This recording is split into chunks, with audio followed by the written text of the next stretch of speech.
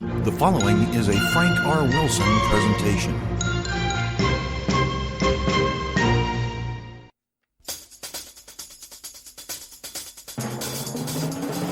Welcome to the podcast that is making learning great again. Your source for straightforward advice from those that are great leaders and entrepreneurs. No PowerPoint slides or behavioral models here. Just simple, real-world solutions to your leadership development needs.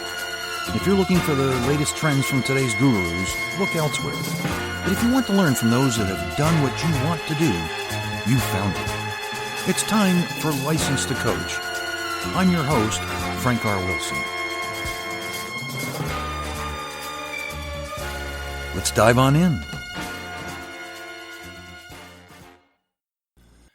Our guest today is a speaker, performance coach, and business solutions consultant. I kind of love that title. Now, he's been an executive in Fortune 500 companies, and he brings his programs to life with real-life experiences and simple, straightforward advice. He's worked with people such as Ziglar, John C. Maxwell, Bob Berg, and also a recent guest of the podcast, Vince Poscente. It's quite an impressive list, if you ask me. He's also had the pleasure of having me on his team as well at one point in our careers. So please join me in welcoming Brian Kennedy to the program. Hi, Brian.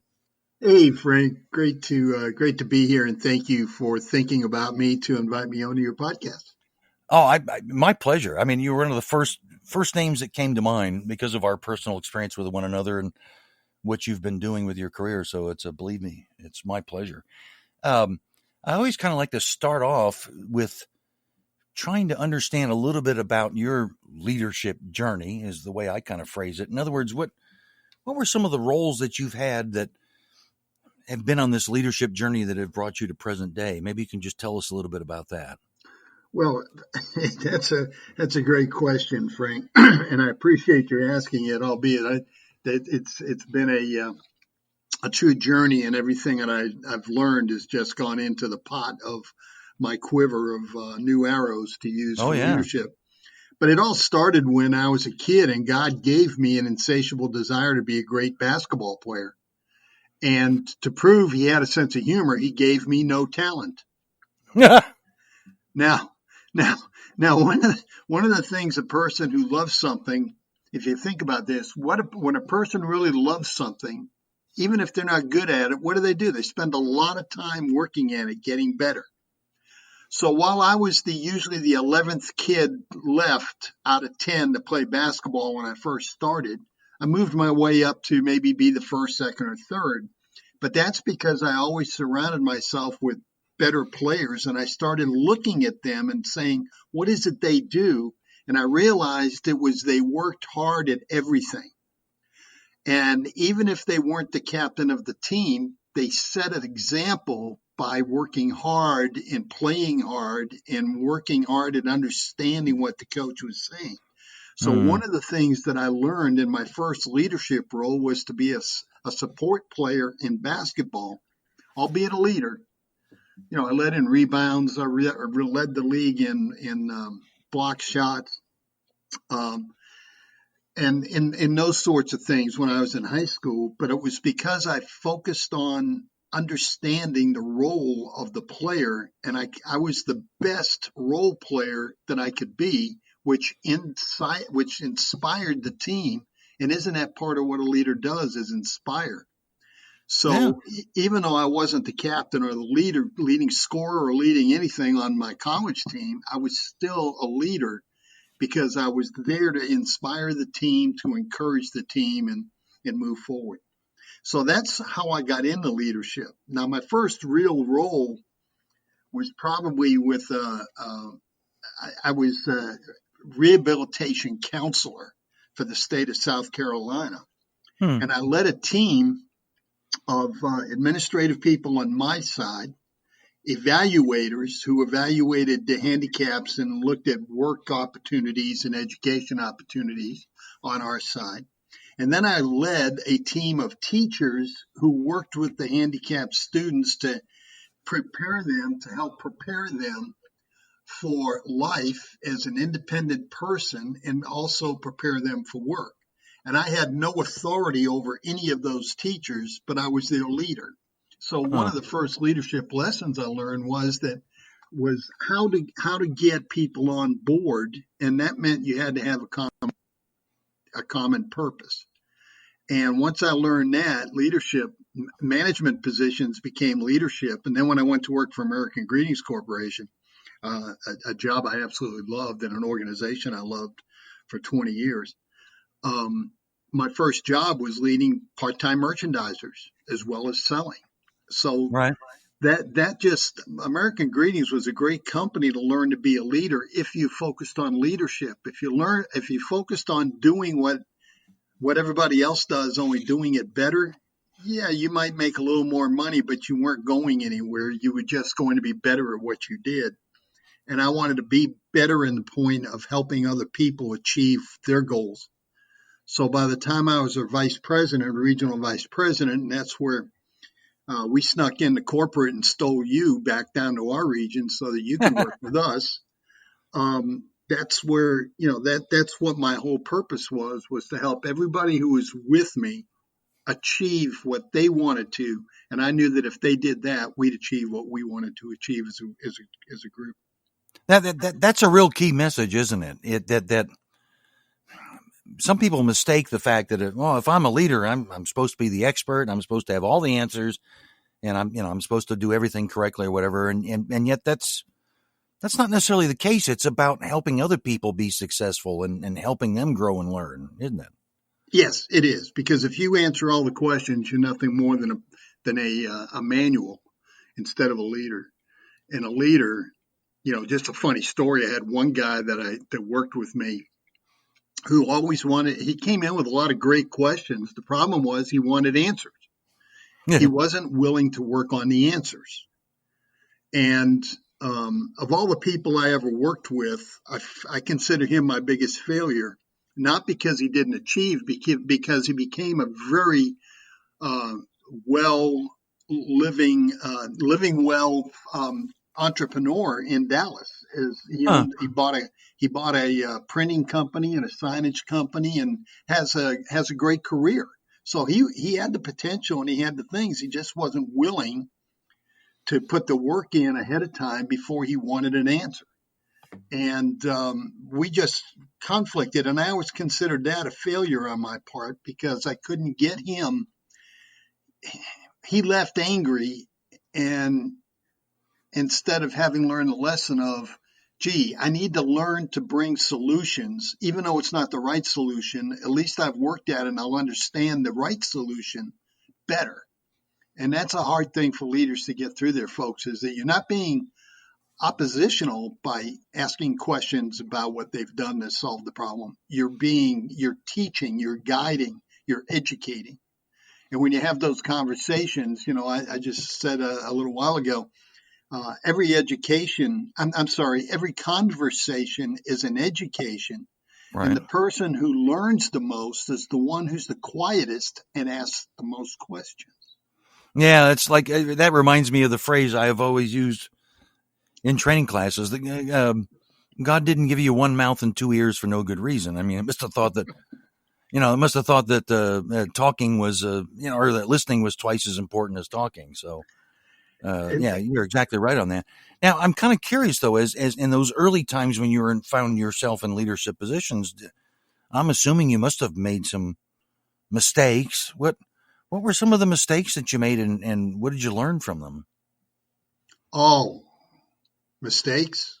I made a few. Yeah. I mean, I don't mind the audience thinking you're like the greatest thing since sliced bread, but I'm sure you made some mistakes along the way. So, well, to quote a famous line, mistakes, I made a few, but then again, too few to mention. But I'll mention them. One of the things that I had a hard time understanding when I first became a sales rep for American Greetings was that the team that I had wasn't to be driven. They were to be communicated with and brought on board. And what I learned was that I could perform at a higher level. The mistake I made at the beginning was telling them what we needed to be doing and how to do it. Now, these were experienced merchandisers, and they had put more cabinets greeting card cabinets and displays together in a year than I would do in my entire career. And I wasn't listening to them. So one of the things I learned to do was say, okay, guys, we have this installation to do. What do you think? And that was probably the biggest mistake I made. Was I told them what we're going to do. The solution was asking them, what do they think? Now, I'll tell you why that worked so well, in that when I was in Dallas and we took over the Eckerd business in Oklahoma, it was about 200 stores. And instead of telling everybody we need to do this in a certain amount of time and corporate will tell us which store we're going to do when, I asked the account executive and the district managers, the installation supervisors, and a couple of sales reps and merchandisers to come in and work on a team to put together our schedule. What normally would have taken 3 months to do 200 stores, we did in 6 weeks. Excellent. Because the people that knew the job designed what we wanted to do. Our biggest obstacle in that whole process was not getting our customer, our client, to do what we wanted. It was to get our corporation that had never done it before. It didn't quite understand how we could get it done. But this thing worked like clockwork, and we did it in 6 weeks. Now, we told the chain we were going to do it in 8 weeks in case we had a hiccup somewhere.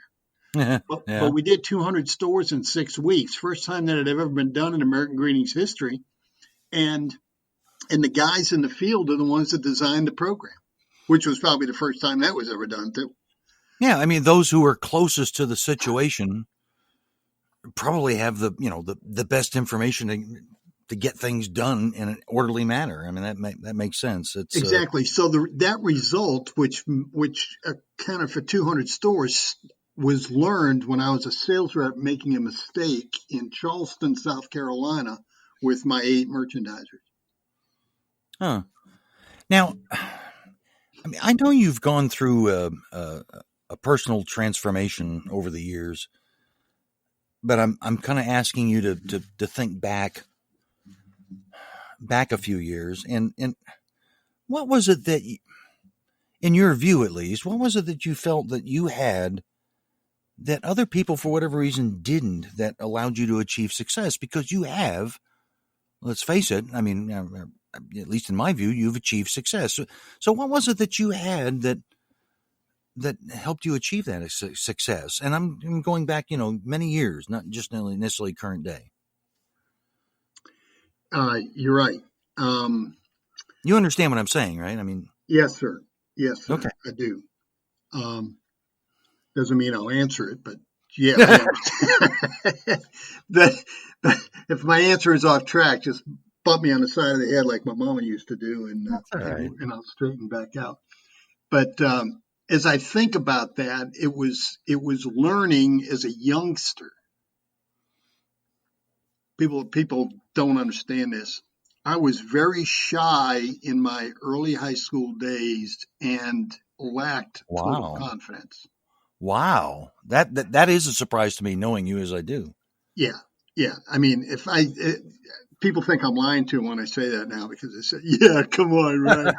And I'm thinking, "Gee, I don't even know where it all transpired." But it as a basketball player, I learned that I could be somebody better.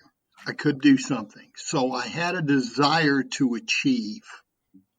I had a desire to go after the right things. Doesn't mean I didn't do a lot of the wrong things, but I had a desire.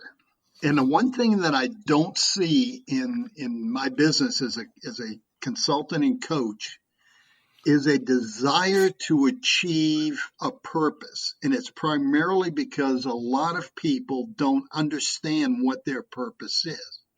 Now, as you and I have been speaking, helping others achieve is my purpose. Being a supporter and encourager and inspiration is my purpose.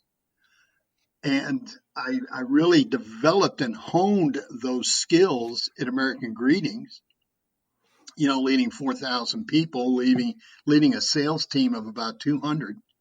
But I learned it. I honed those skills there. And then in 1999, I had an amazing experience where I begged Jesus Christ to take my life over. Right. And I was introduced to Ziglar, who is the teacher of my Sunday school class. And I was attending and I started going to an in-home Bible study at his home. Wow. And yeah. And for 3 years, every other Tuesday for 3 years, I had Zig Ziglar to myself, leaning against his kitchen sink, having a glass of iced tea or lemonade, following the Bible study. And that was where I realized that I was being trained to put other people first. Because what is Zig's statement? I can have everything in life I want if I help enough other people get what they want. Perfect. Yeah, I exactly. And was that's, doing that, but I didn't realize that's what I was doing. yeah. He helped point me in that direction. So once I understood that, I realized that I'm probably unemployable today. I couldn't go to work for some guy who wanted to tell me what to do and how to do it ever again. But if he wanted to bring me in as a consultant and say, this is your deal, take care of it, I'm there. Yeah, I want to get to that at some point. I really understand that statement more than you know. Yeah. It's obvious that basketball had a huge influence on your life, the connections make sense to me. But maybe for our audience, help them understand that what was it that just basketball in general, because I know you were an accomplished player in high school and in college. What was it that taught you about not only leadership, but maybe even, branching out into entrepreneurship and kind of doing your own gig and that sort of thing? There must have been some lessons that basketball taught you. Kind of talk to us about that.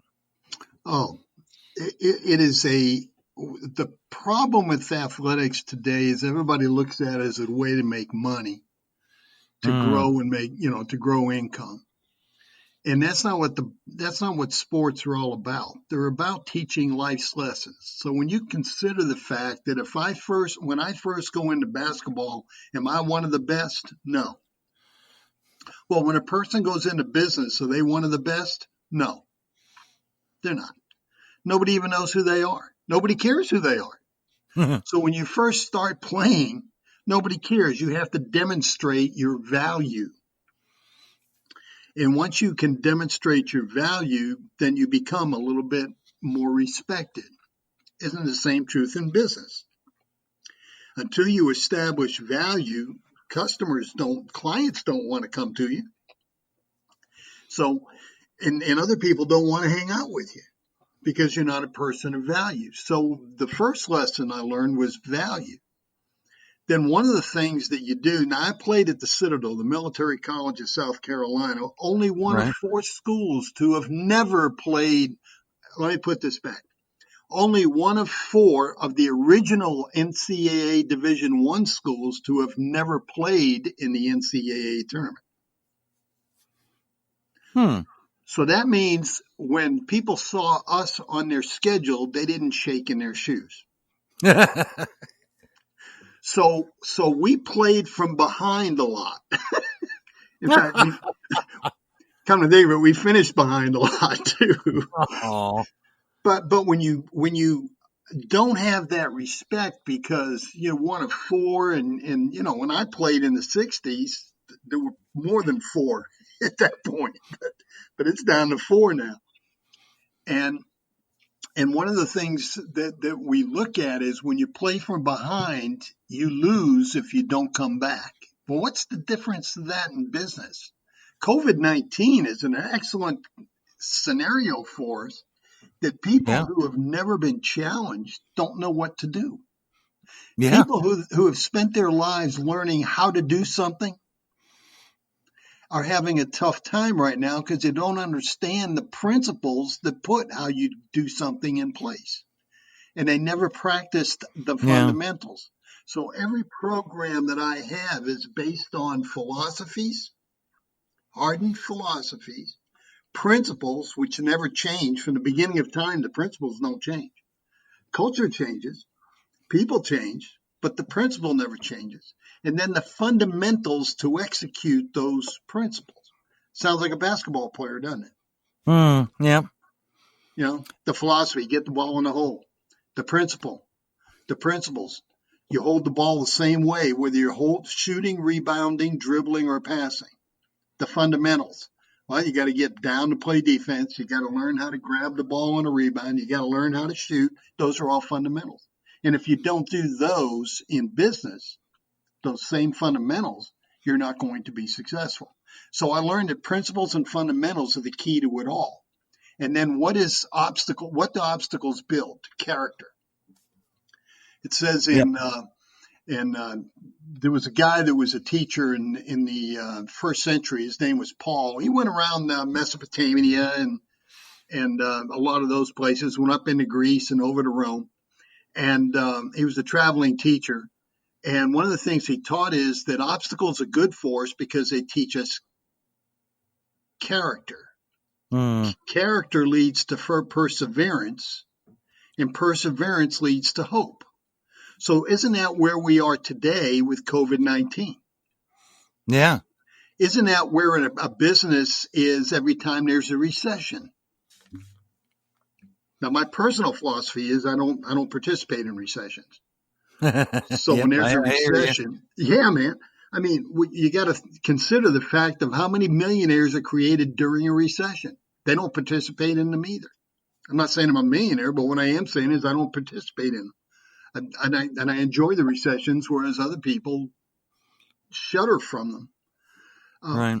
So, and what are they doing? They're following the how-tos and they're following other people instead of leading. And the leading part comes from what do you have to do in basketball that tends to leadership and guidance is you have to study all the time. You have to study your playbook. You've got to study your moves. You've got to practice. And that's what business is. It's practicing every single day, a live practice. Every single day. Yep. And if you don't work on yourself, you won't get better to meet those demands. We'll get back to the program in just a moment, but first I wanted to tell you about our group called License to Coach. It's not really a company per se, but it is a group of people that are ready to help you as an individual or your team or your company with your leadership development needs. Now, we do that a couple of different ways. One's rather unusual in that we bring in a bank of actors, including myself, and we subcontract with your trainer of choice and help make role plays more realistic by making them real plays. In other words, the actors play the employee so that the person who's trying to practice a new skill is interacting with someone that's a little bit more realistic. We try to make the role plays more realistic so they can become more impactful for you as a student. But that's not where it stops. We actually provide a lot of contactless services as well, as is popular these days. We're trying to come up with ways that we can help you with your development without having to have any close contact. And the internet makes that possible. We offer assessments as well as 360 reviews that are all done online, as well as the feedback is done online by yours truly. It's something I'm very excited to offer, and I think it'll be of real interest to not only individuals, but also small businesses, because we try to offer these services at small business price, friendly to small businesses. So check it out. You can find us on Facebook under the title of License to Coach. You can also find it on my webpage, frankrwilson.com. Just look at the top for License to Coach, and that'll take you to the page. That's frankrwilson.com and License to Coach. Look it up. We'd be delighted to help you.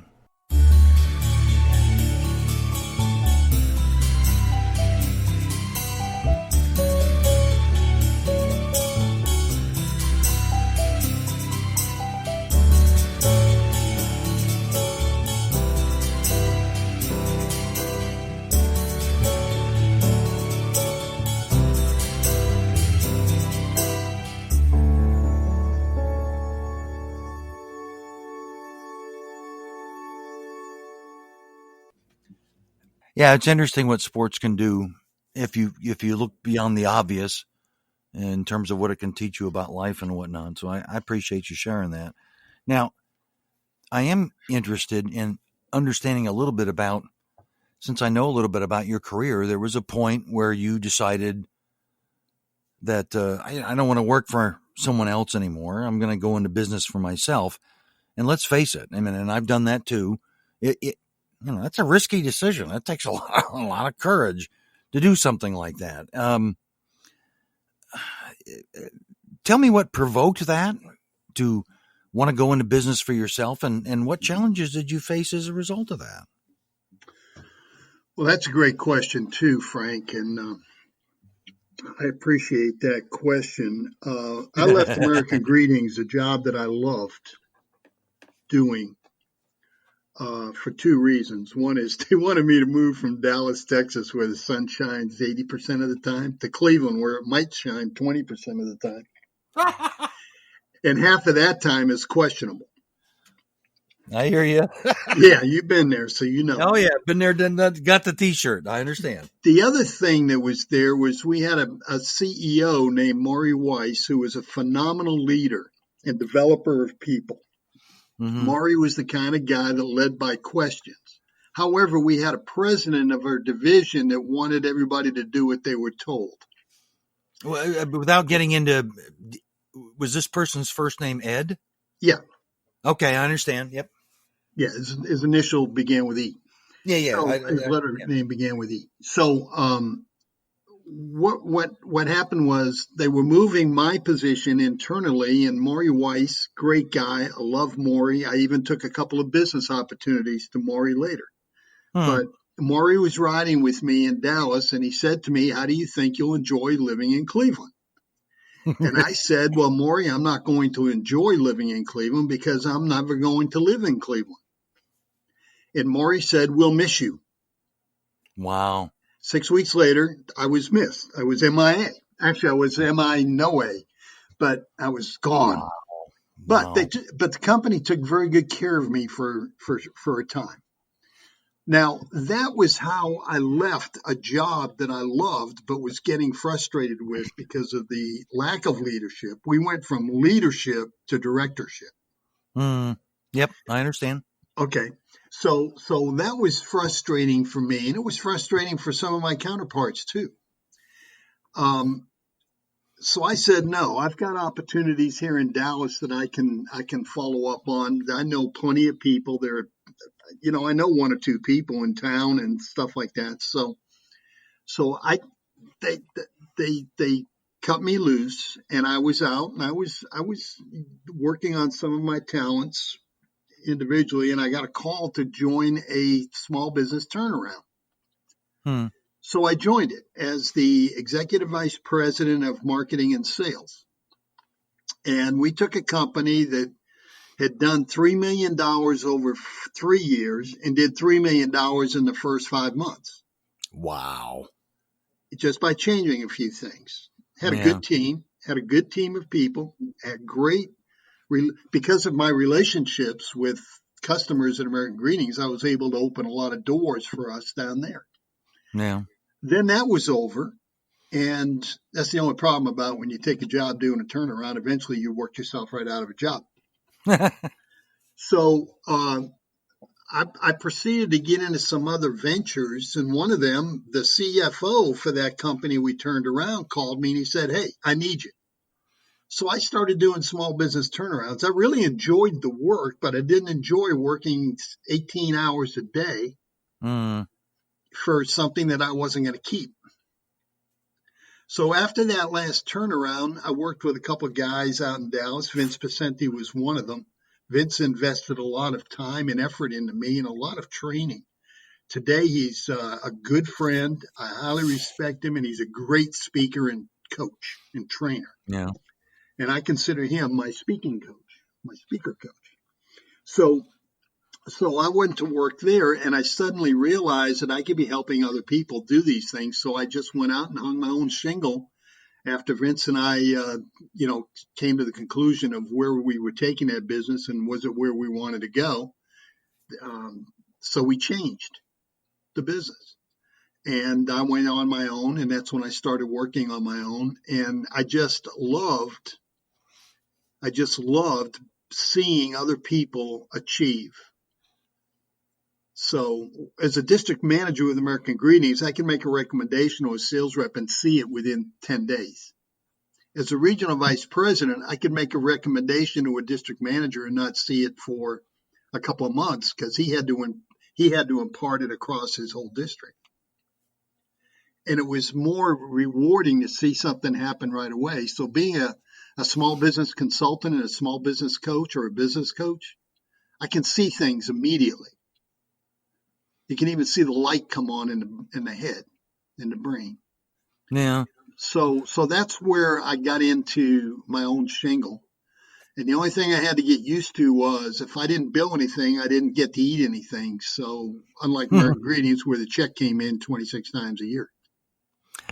I understand that. I can remember when I had my own business for a while that there were times when I thought, geez, let me ask the boss what they think before I make this decision. And I'd think, oh, that's right. Oh crap, I am the boss. Yeah, There's someone to ask. yeah, exactly. So, that's tough. That's very tough.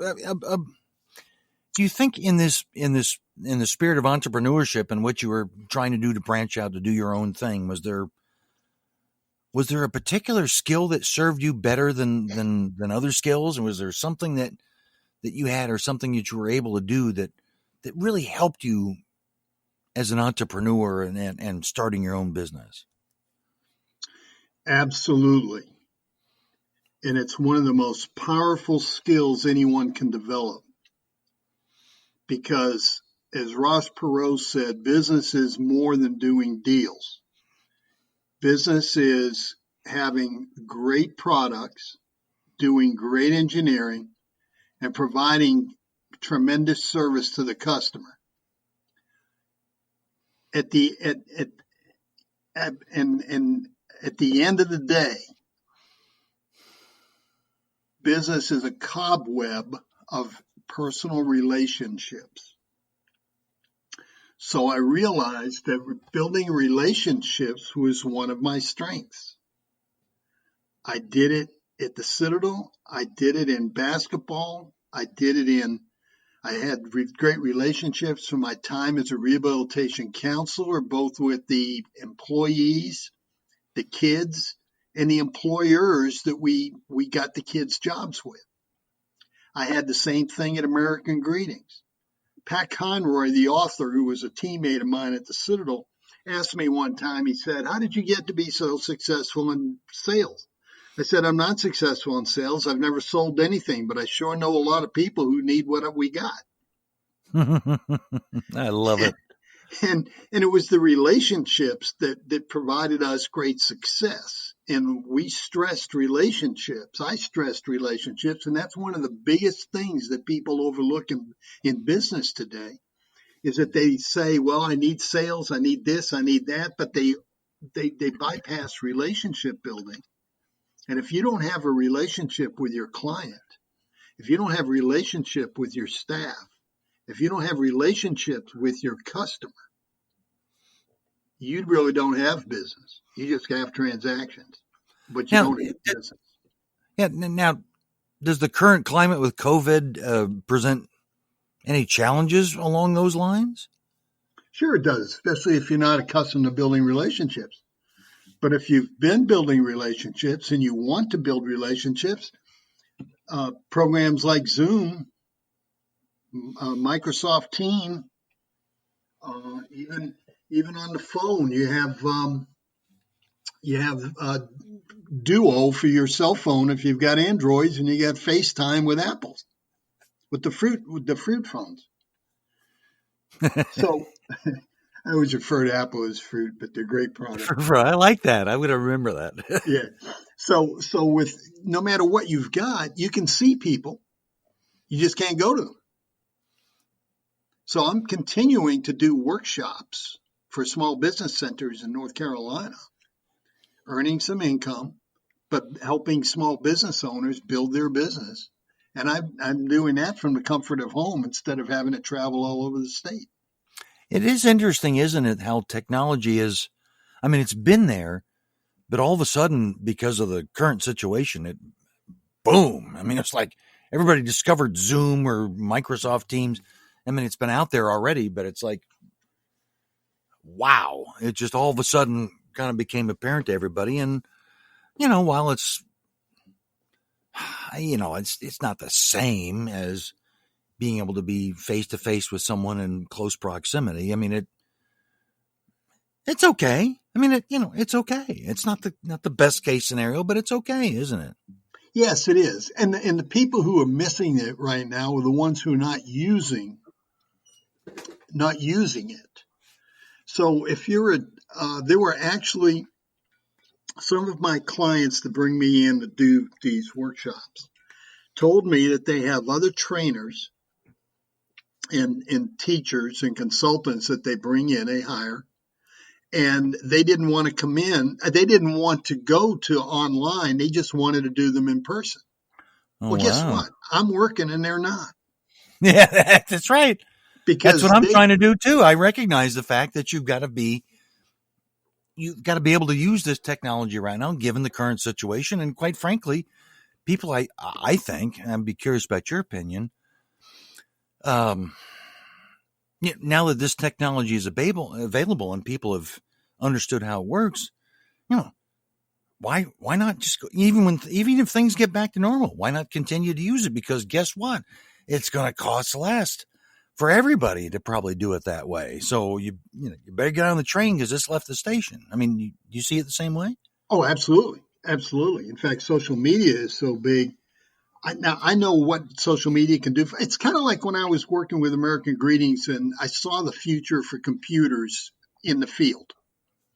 And as you remember, the southern region, was the first one to roll out computers for every sales rep. Right.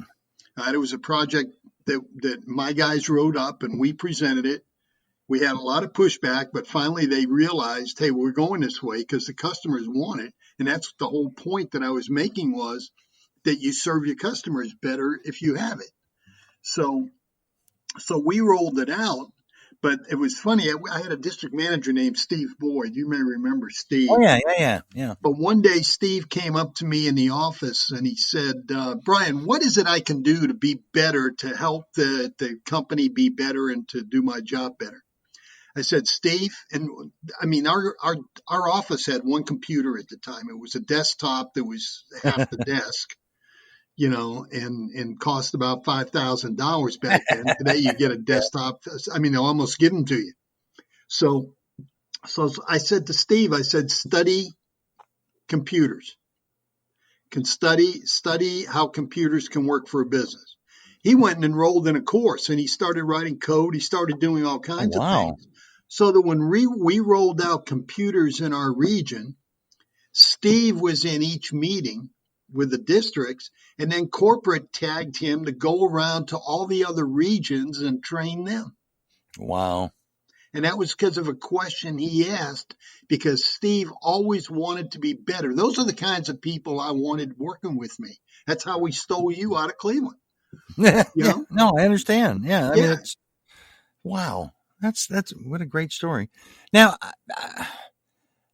switch gears a little bit. I mean, and I realize that probably the list is quite long, but I'm curious if there are any role models out there that you have that have influenced you. And I'm just kind of curious of who those role models are and what is it about them that attracted them to you?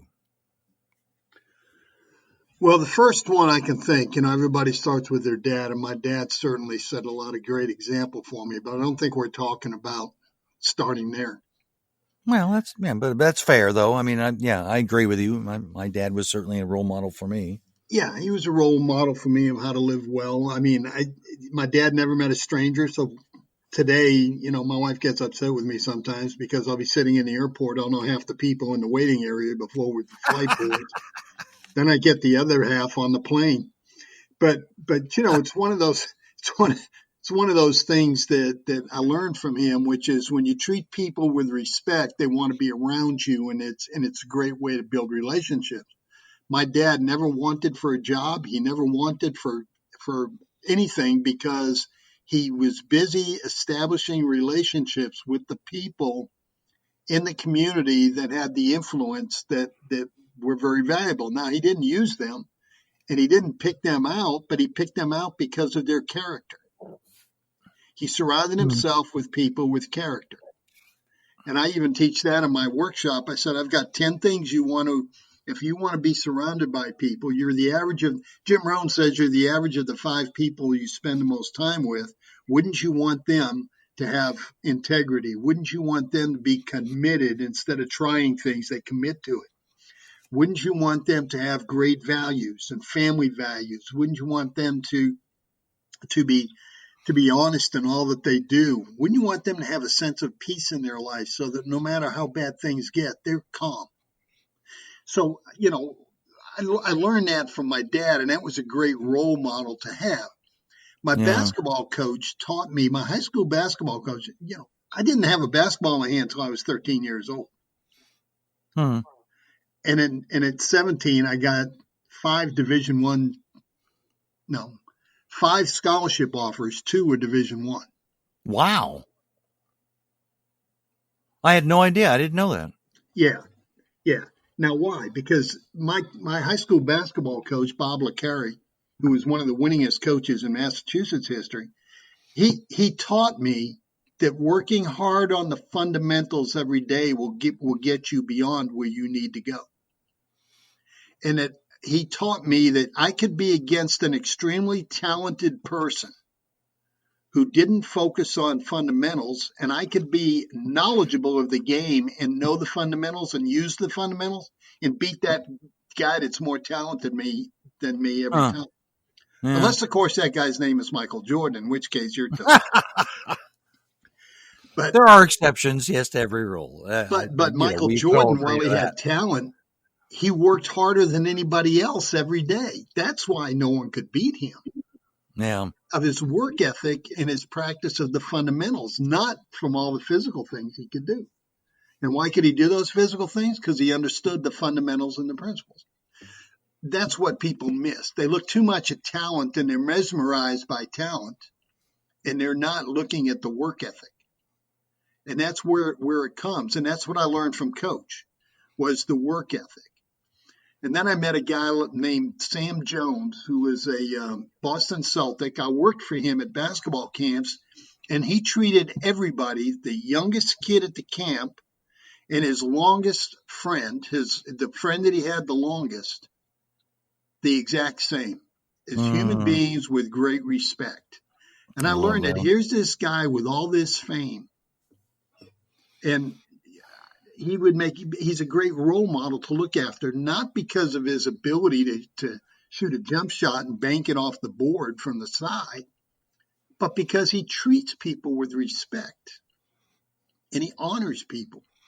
And that was one of the things that I picked up from him. That's excellent. And then I had the great fortune of meeting, and being around Zig Ziglar and having him as a mentor. But then I spent time with guys like Vince Pacenti, who just absolutely loves people. He's crazy for skiing down the side of a mountain at 135 miles an hour. Yeah, no kidding. But he loves people. He loves people. And you see how he treats people, and it's amazing. So I've been around some really wonderful people.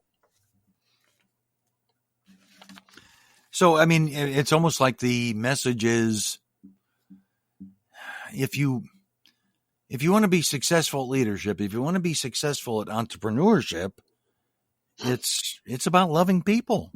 That's kind of what I'm hearing. Yeah, excuse me. One of the things that I look at is that when the Pharisees and the Sadducees came at Jesus and they said, "What's the greatest commandment?" And he gave them the first one, which is love God with all your mind, heart, and soul. And then he said, there's a second one just like it. The second greatest commandment is love your neighbor as yourself. So who's my neighbor? Every living person on this planet is your neighbor. Yeah. Every person that walks in the door to do business with you as a retailer is your neighbor. There's no such thing as customer service. It's treating your neighbor as you would treat yourself, as you would want to be treated. And Frank, I got to tell you, man, the whole thing boils down to, and this was a great revelation in my life, but the whole thing boils down to, when we treat other people the right way, they will eventually, doesn't mean they'll all do it right now, but they will eventually treat you that same way. Yeah.